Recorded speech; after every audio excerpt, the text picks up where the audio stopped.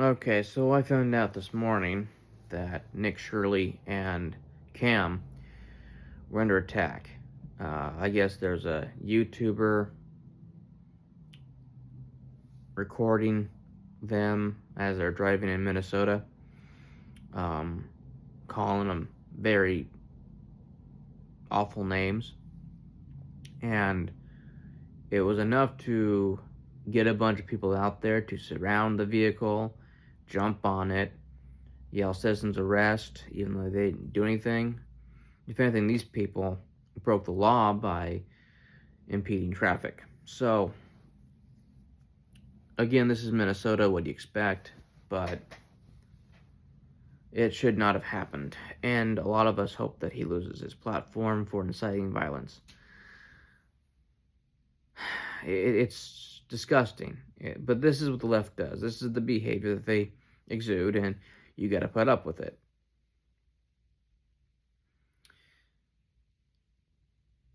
I don't know all the details yet. My mom was telling me about the story, so bear with me. I believe, if I remember right, they even broke a window, they graffitied the car. It was just awful. Just a nightmare for these poor two kids. Because remember, they're in their early 20s, dealing with this kind of stuff, trying to do the right thing. So they are attacking our independent journalists. And I'm not okay with that. I don't like it. So,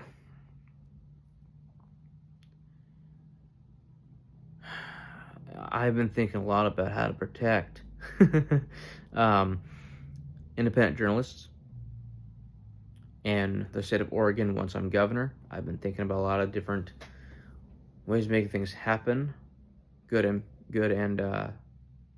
well, what I mean is, it's not good and bad thing, but I'm thinking about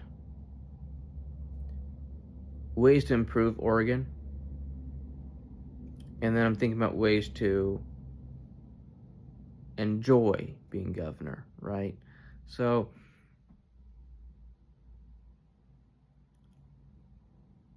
things I want to accomplish, easy. Things I want to do, sky's the limit, honestly. I mean, I want to have a lot of fun. I do. I want to create a lot of different events. I want to do a lot of cool stuff. I want to bring the community together, I want to make things more thrilling. I want the people of Oregon to be more involved.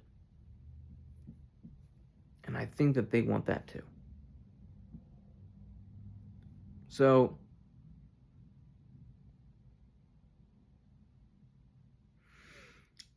one thing that came to my mind was I watched a video where a guy was down in the capital of Oregon, the state's capital, Salem. And he's at one of the important buildings, one of the important government buildings. I can't remember where the location was. But he's talking about how grim it looks. Like, it just looks very unkept. It looks very dreary and like lifeless.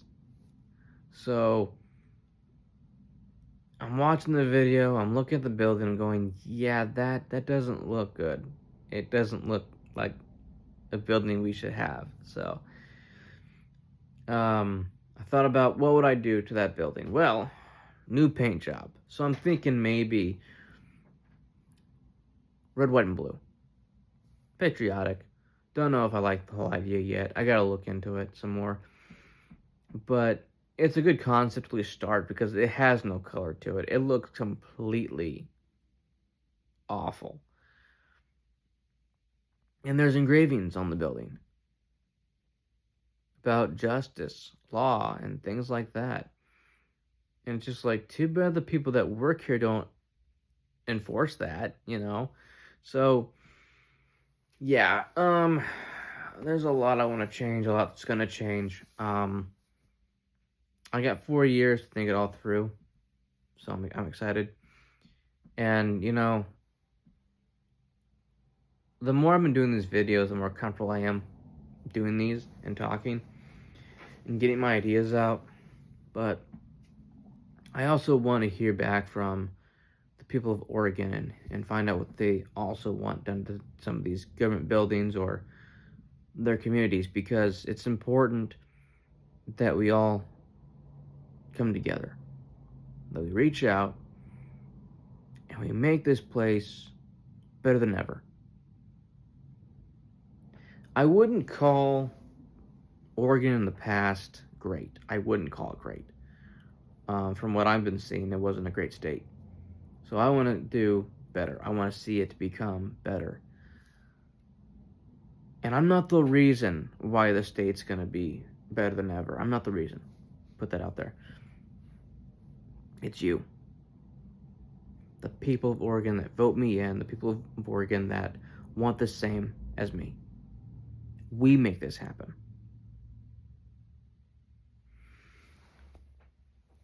I'm not a politician. I'm an American. And I want the same thing that everybody here in Oregon wants. I want to be able to afford vacations. I want to be able to have a life worth living. I want to be able to afford groceries, to afford a house, afford a vehicle, afford insurance. I want to be able to afford the necessities of life. There are people who live outside their means. 7 cars, big fancy house, expensive attire, expensive furniture, and whatever else. It's a bit much. All I'm asking for is the ability to own one house, afford 1, maybe 2 cars, or a truck, and be able to afford to keep it all. Insurance, medical, all that stuff. And have a good steady job. So, because I can't get a good steady job, because my work ethic, and I know how this sounds, believe me, but it's the truth. My work ethic makes my management look bad. Yeah, I'm gonna try and be the ultimate manager by being the governor. Because then I have control over my future and making people's lives better. And then I also have the power of making people's lives worse who deserve it.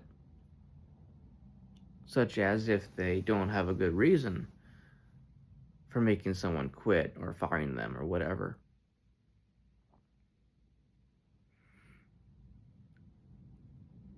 I want fairness. I want people to be able to keep a job. And I want people in management who deserve to be in management, not because of who they know, but because they can do the job. And they're good with customer service, people skills. I want those people in management. So, guess I gotta become governor. Fix it. And then, of course, I want to do my own app and make my own money. I don't want to make money off of people. I want to make my own money, I would rather have my paycheck go to help fixing up Oregon, personally. So I'd rather have something on the side I can do where I'm making some money for myself. And then make up a nice retirement plan. That's what I want. Which, by the way, I want to bring back retirement. I want to bring back pensions. Incentives for working, We used to have those. So, yeah, it's dangerous out there right now. Hopefully it gets better, but when you're exposing corruption and you're in one of the most corrupt states that you've already exposed, a lot can happen. A lot can happen, and it gets scary. So I'll be praying for their safe return. I'll be praying for their safety while they're out doing this dangerous mission. And hopefully there's more people out there that will join me in the same prayer for these two wonderful young men. We're just trying to get the word out about how corrupt that state is.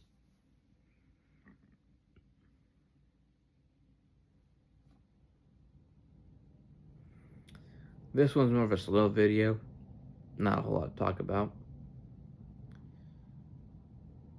but it's still important.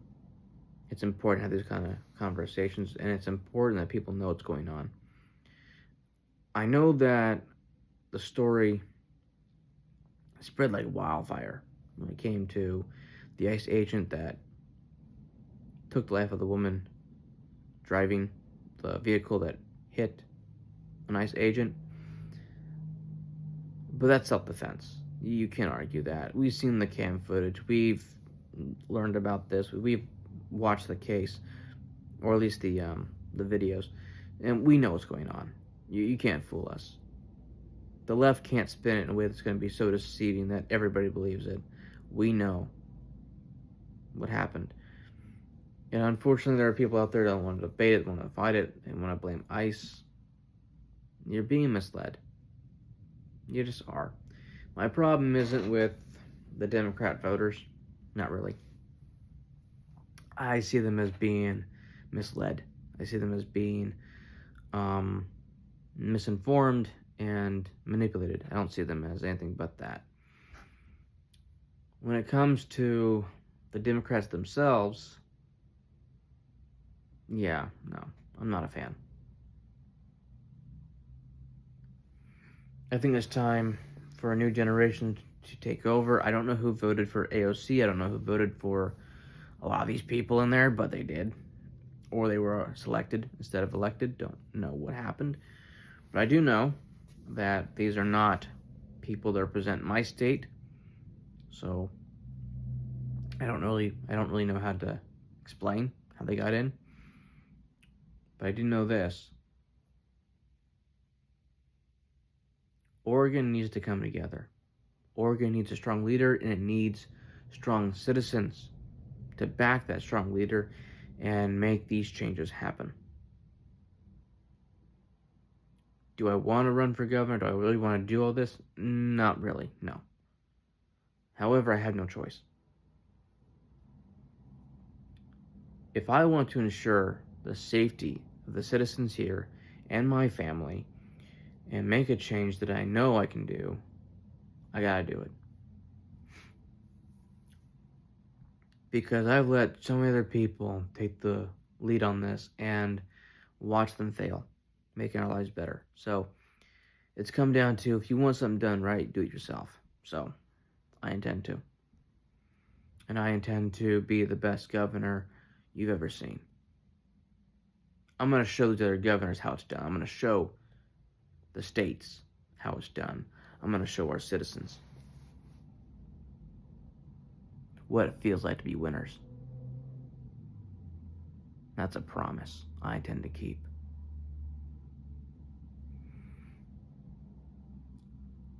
Because one thing I'm sick of, I mean really sick of, is that we have people in office who are not people of action.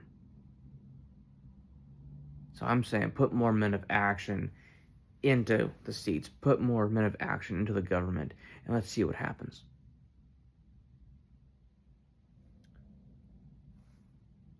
Put a hole in the government,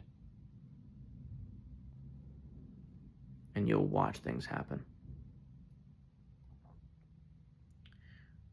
We are being a part of something really big right now. We are watching history being made. And I have seen other podcasters discuss their fan base, and one is very angry right now. He's very upset because he has people talking to him who are starving, can't afford food.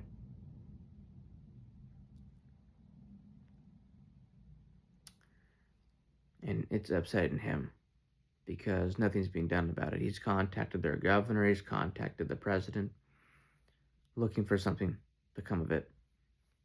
We'll have to wait and see. But I don't want my citizens starving. I don't. If the average American citizen can't afford McDonald's in my state, there's a problem. And when I say afford, I mean where they can safely pay for the meal and it won't affect them down the road financially. They can comfortably pay for the meal and live. McDonald's burgers, they used to have a dollar menu. They used to have things on sale. Not anymore. Fast food now costs about the same, if not, no, about the same, I'd say, as restaurant quality food. That shouldn't be a thing. The whole fast food industry was thriving because they were cheaper, but just as good. That's the way it used to be. Their food quality was good, really good, and cheaper. They were rivaling against restaurants. And now look at them. A family of 4 spends about $32. No. Some restaurants are spending $60 for a family of 4 or 5. And all you're doing is ordering roughly a burger a person. Roughly. Maybe 2. And that's not right. It's not right. They're robbing us blind. I don't like it. I want to change it. I'm going to change it. And you will thank me. And I will thank you for voting for me. We're a team. This is going to be a team effort here. So,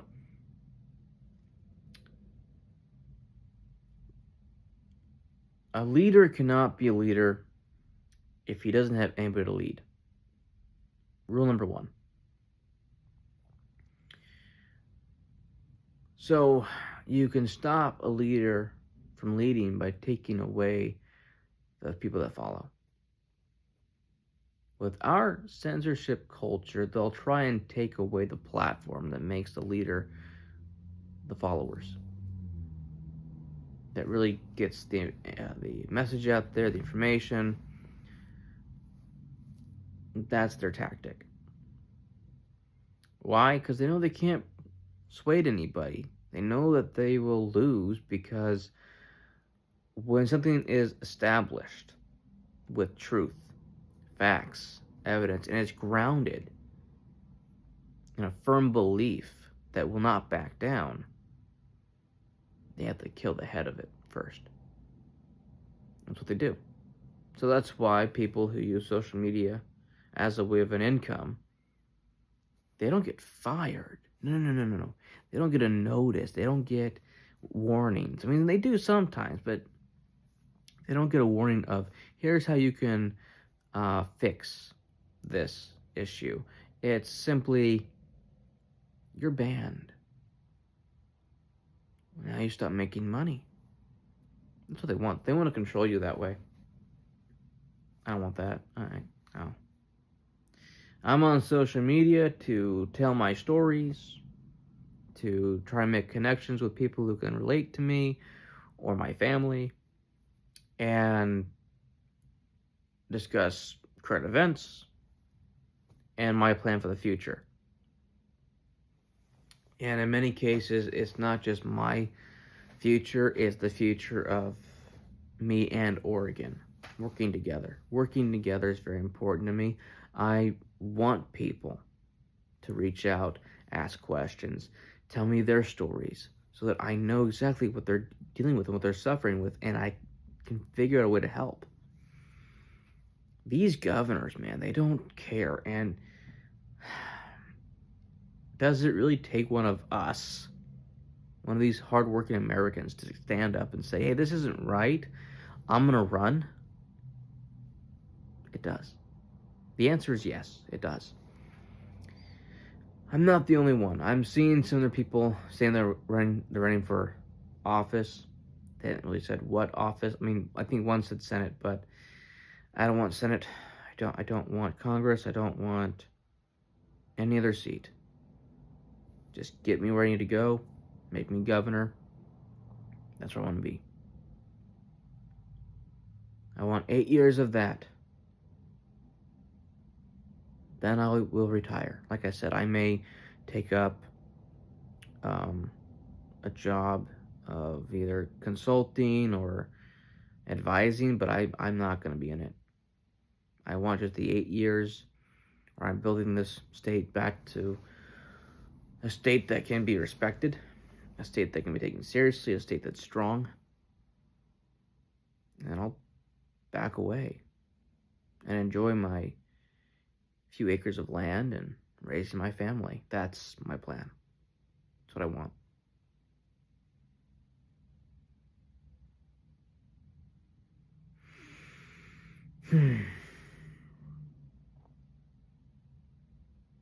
This is a lot different than I was a kid. Oh, things have changed.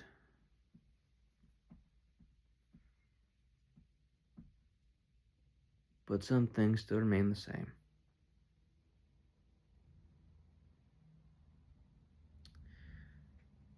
Throughout history,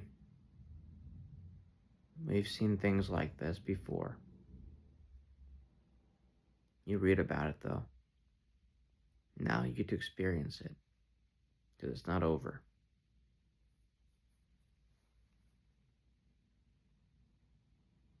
And I get it. A lot of people, politics aren't my thing. I like being in my private bubble, living my life, and I get that.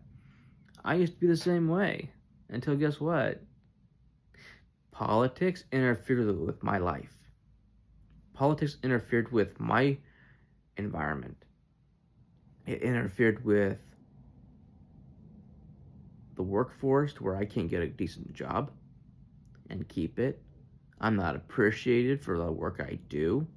I'm not appreciated for the effort I put in and my work ethic. I'm not appreciated because it makes my bosses look bad because they're not good with people skills. They're not good with management. My old boss, the last one I had, he couldn't even do a schedule on time. Really? He would do a schedule a week late. It's not that hard, man, to manage that. It's just, so the level of incompetence is beyond me. When I saw how politics had infected workman's comp, had it infected doctors, insurance companies. No, sorry. Politics have infected my state, and it got my attention to something has to give. So I'm going to run. I'm going to change it and help many lives that have been infected the same way. We've all been affected by this. When I got hurt at work 6 years ago, there was a lot of workman's comp cases, stacks of paperwork. That's not okay. Like, that didn't raise any red flags to people. Like, maybe, hey, this corporation has this many workman's comp cases. Let's investigate. Let's find out why people are getting hurt. And for those people that don't understand, they want to give their opinion. At this job site, 4 people died. Some people lost fingers, arms. You're telling me that I can't tear ligaments? I can't get injured working here? Interesting. Very interesting. So, it's happened. And it's going to keep happening because it's unsafe. They violate Oregon law. with their own policies. And that's how they get by it. Well, this is corporate policy. But this is Oregon law. And they contradict. So, your policy is not more important than the law. So, no. I totally understand and I get it. But wait until it affects you. And then what? What are you going to do?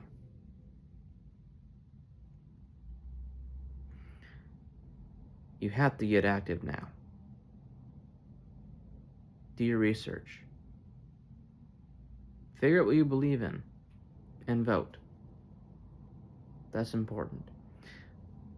Some people tell you it doesn't matter who you vote for. Well, that's fine. You can choose to believe that. Or you can go with, I'm going to vote for the side that makes the most sense, the side that is pro-life, the side that is against violence, to the point where they don't want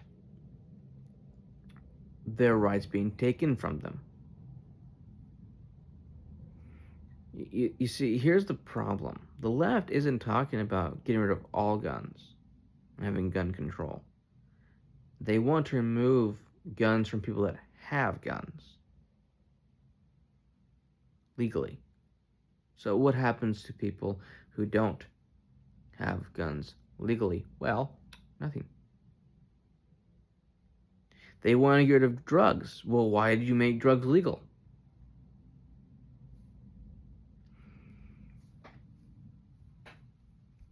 That doesn't make any sense. It doesn't make any sense. We have, in our Constitution, the right to have weapons. The right to have firearms. So, there you go.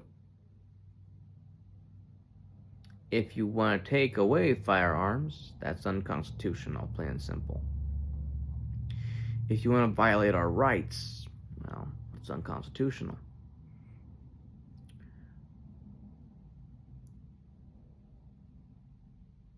And I know what you're thinking. Well, then isn't removing women's rights or rights in general unconstitutional? And hear me out.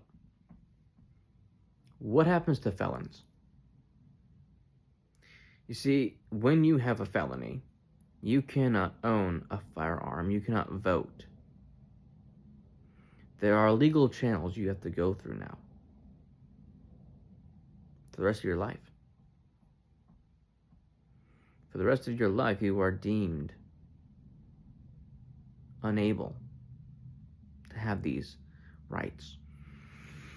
So, how did we get there? Well, the person chose to violate their rights by committing crimes, felonies, and waiving their rights by saying, hey, take them, I don't need them, I'm going to do whatever I want. Well, then, yeah, you lose them.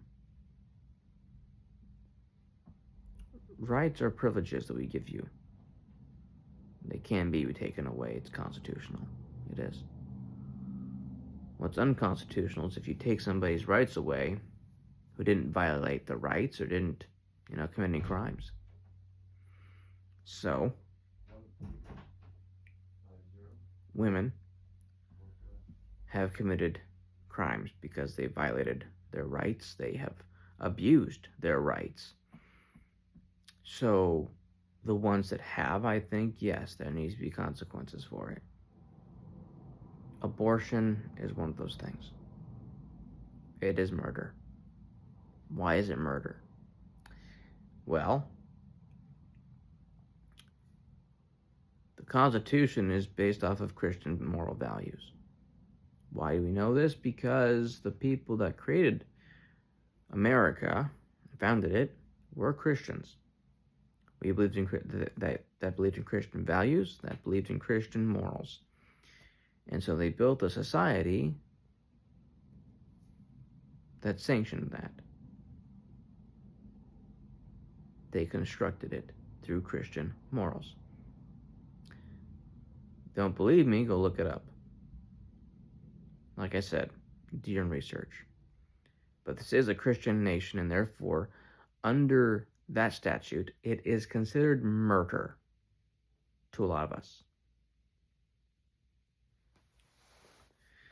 So, why do we have an opposing opinion? Well, that's because we let anybody over here and we said, it's okay if you don't be a Christian. You don't have to.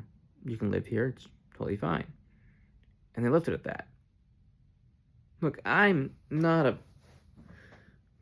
believer in forced conversion. I'm not a believer in converting unless it's through the means of, well, I want to learn. If you have people in your state or in the country that didn't want to assimilate, which means they take up the same values that America has, and one of those values is Christian values. You don't have to be a Christian to respect it and accept it. But if you don't acknowledge it, accept it, respect it, then you're not assimilating. That's a problem.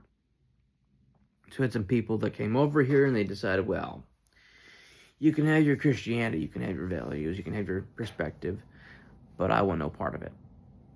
And now we have the descendants later on who want to argue that it's not a Christian nation, never was a Christian nation, and the opposing viewpoint that it's not murder now exists. So, what do you do with that? What do you do? It's very sticky. It's a very difficult situation you have. And it comes down to people not respecting American culture, not respecting our values and the way we see the world. So, I don't have an answer for that. I'm not in charge of that department. Just thought I'd educate you guys on the history of it. And hopefully, you guys agree. It's okay if you don't.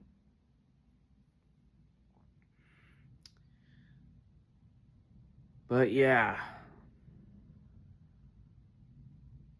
I've been thinking a lot about this kind of stuff. How to make a difference, the right kind of difference, and what is the most effective way of making it happen.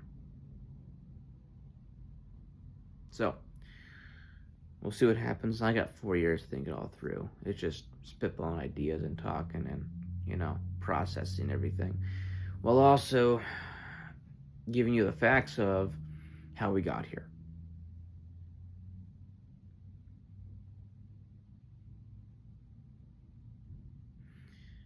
I'm not saying you have to agree. But I am saying that it is the decent human obligation to show respect, to give respect. Because otherwise, you're asking for a fight. You can respect somebody enough to say that's your opinion, you can have it. I'm not going to disrespect it. I'm not going to say anything that would make you think that I dislike it. It's just not for me. That's fine. But when you don't show respect by saying that's for you, not for me, and instead you're saying, well, I just don't believe it.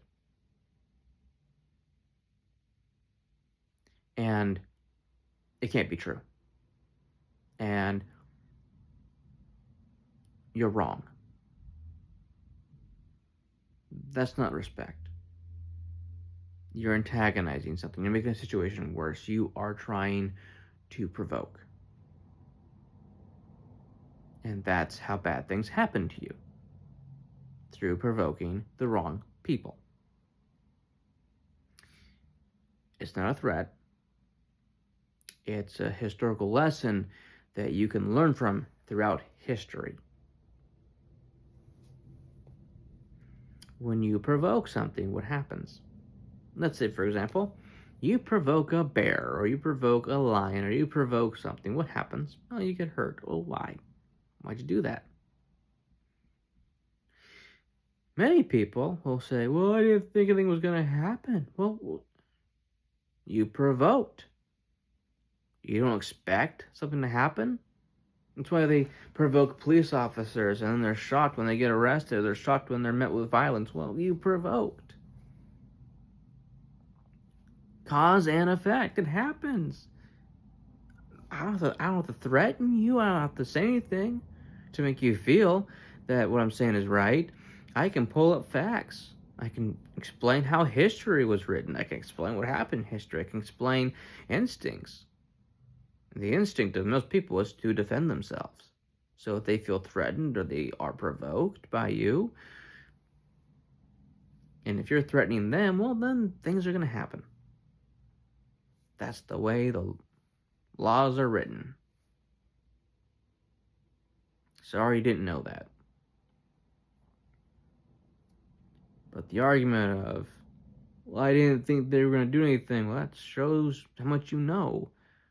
Start thinking more often. But yeah, that's the world we live in today. Wow.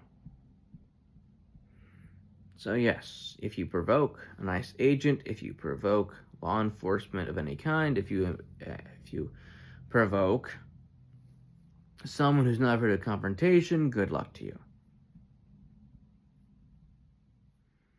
Because you chose to be stupid, you effed around, and now you found out.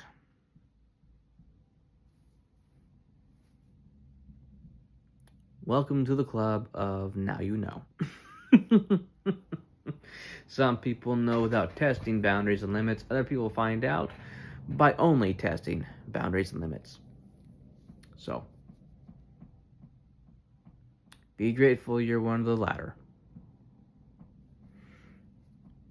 Hope you guys enjoyed this video. I know I did. I enjoy just talking and putting out content that maybe people can agree with or start conversations with. I don't care.